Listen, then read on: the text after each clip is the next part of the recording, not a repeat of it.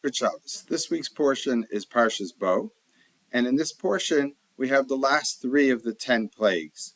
And I'd like to focus just on the last two, which is Choshech and Makas Bechoros, darkness and the plague of the firstborn. When you look at all of the 10 plagues, most of them were pretty devastating to the Egyptian people. And if you think about it, when it comes to Choshech, to darkness is not the most tragic thing. Of course, it says there, Vayomesh Choshech, it almost sounds like they could feel the darkness and no one got up out of their place in those 3 days. That's how dark it was. But ultimately, darkness is not a terrible tragedy, and it doesn't seem to be like it's building up to this climax. The climax, perhaps, is the Makas Bechoros, when God smites all the firstborn of the Egyptians, as every household had at least one death. That's terribly devastating, but not the darkness. So what's going on with the darkness? And I would like to make a comparison here to what we have in the beginning of Bereshis. What do I mean? The first thing that God creates is light. Most commentaries say it doesn't say in the Torah that God created the heavens and the earth. It's assuming he created the heavens and the earth. But rather we read this in the beginning, not in the beginning God created the heavens and the earth, but in the beginning of the creation of the heavens and the earth, Vayomer Elokim Yihiyar, God said, let there be light. Light seems to be the first thing that we have an open statement that God is saying, I want light to exist. And here we have the last of the 10 plagues is the smiting of the firstborn. And if you go back to God's original direction to Moshe to go to speak to Paro, he says you should go to Paro and say, B'ni B'chori Yisrael, my son, my firstborn is Israel. And if you don't send the Jews out, Anochi Horikas Bincha B'chorecha, I will kill your firstborn. It's basically saying, listen, the ones who are the chosen people, the ones that I have chosen to be free and to accept the Torah, are the Jewish people. If you don't realize their superior position, I will wipe out the ones that are the most important child in your family, the firstborn. And then he gives them all these plagues leading up to it. He gives them signs that Moshe comes to Paro, but then all these plagues, Dam, Tzvardei, Akinim, blood, frogs, lice, and onward, they're all there to teach the Egyptians, Paro and the Egyptians, a lesson. And what happens? They don't seem to learn the lesson. And not learning, as is commonly understood, God hardened Paro's heart. It doesn't say he hardened the Egyptians' heart, but Paro's the leader. But I mentioned last week in Shul on Shabbos that it's possible that it's God put into nature that we harden our own hearts, that if we continue to suppress that rational approach to life and to do the right thing, so sometimes it's easier, and as it gets harder, but we've now created a habit of not listening to our reason, and it becomes baked in, and therefore it's as if God doesn't give us a choice because we've created that. And the way we create that really is avoiding light. What do I mean by that? I see the metaphor of creation of light in the beginning of Bereshis not just as the physical creation of light, but light is the ability to perceive. Before light, you can't perceive anything. Light is a metaphor for understanding, apprehension, perception, knowledge. And therefore, when God tells Adam and Chava, Adam and Eve, not to eat from the Eitz Hadas, from the tree of knowledge, I think I've said this other times, I don't see it necessarily as really a command that was expected to be listened to, and not necessarily a sin. Again, not everyone would agree to this, but simply it's man becoming man, a human being becoming a human being.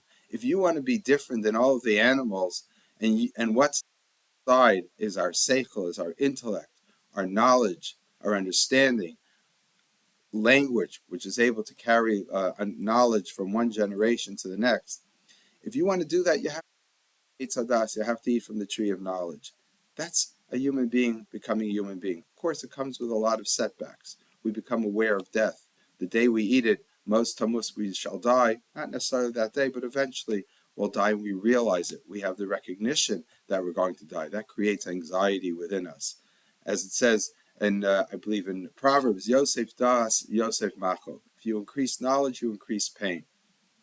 But we need knowledge, and we have to accept the pain in order to get the benefits of that knowledge. And therefore, the light that God creates is the ability for human beings to perceive the truth and to understand what's really correct in this world. And when we don't, we live in darkness. And many commentaries say they understand the verse that says Vayomesh Choshech, that you could feel the darkness, as actually that the darkness was something physical which restrained them. And it says they didn't get up from their place. It wasn't because it was so dark they didn't know where to go, but rather the darkness actually contained them in their seats and they were stuck. According to that, of course, it's more painful perhaps than I suggested in the beginning. But I think these commentaries are saying this, either they mean it literally or metaphorically. And either way, I think it's symbolic. Even if it's real, it's symbolic. And the symbolism is that when we have darkness, when we have a lack of knowledge, we actually have evil. And this approach, midrashic approach, is actually saying that evil is real. Evil is something that you could feel. Evil exists in the world. There's a power of evil. There's goodness and there's evil. Eitz Hadas, Tov, the tree of knowledge of good and bad. There's good and there's bad. And the bad is something which could sometimes be personified or manifested in other human beings or in something in nature, but it's actually evil. There really is a Satan, there's a Satan who does bad things. The other approach, though, which Maimonides says, is there's no such thing as darkness having its own essence. He doesn't say it in regard to this plague, but I believe he understands it that way. There's no such thing. Darkness is just a lack of light. And of course, just light a candle, and the candle then could remove all the darkness. Commentaries here say that the darkness was so thick that a candle wouldn't even help. But Maimonides would say no. A little light it could shed light far and wide and remove all the darkness that surrounds you. Because darkness is just a lack of light. And when you take that metaphor to knowledge, it's the same thing. Knowledge is good. What's bad, what's evil in the world? Lack of knowledge. It's not anything essential. It's just when you lack morality, when you lack goodness, when you lack the proper perception, when you don't use your rational faculties in the way that it was meant to be used. That's what evil is. And we could stop that.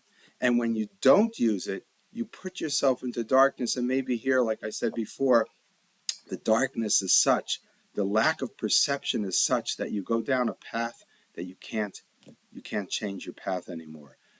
God has hardened the heart of Paro because he removed that knowledge from himself so much that it was too difficult a path to go back down.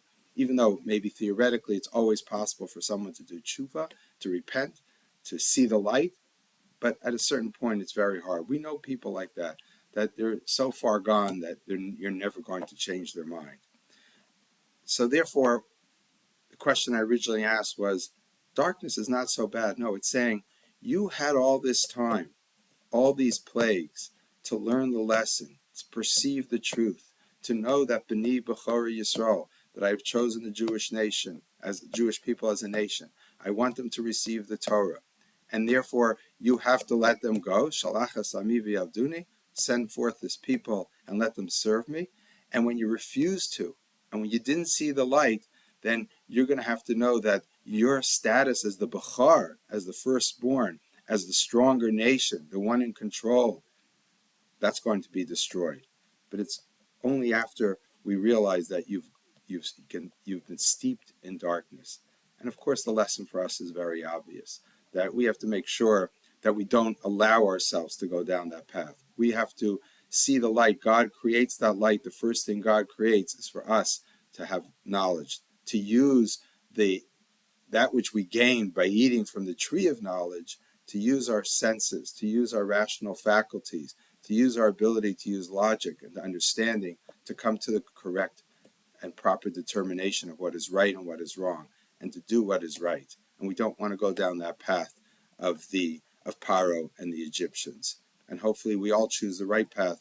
And as again, I like to quote from Yeshayahu, Isaiah says, we, the nation of Israel, will be the Ar Lagayim, will be the light unto nations. We carry that light. We carry that knowledge, that understanding, that approach to what's correct, what's right, and what's wrong. And we make sure that we spread that out to the world. And the world is still worth saving according to this understanding. There's no such thing as anyone so evil. There are people who go down the path very difficult to take them out away from that path, but there's always a possibility of change. It might not be immediate, it might take time, but that's our path in life, and that's our goal, and that's our responsibility. Good Shabbos.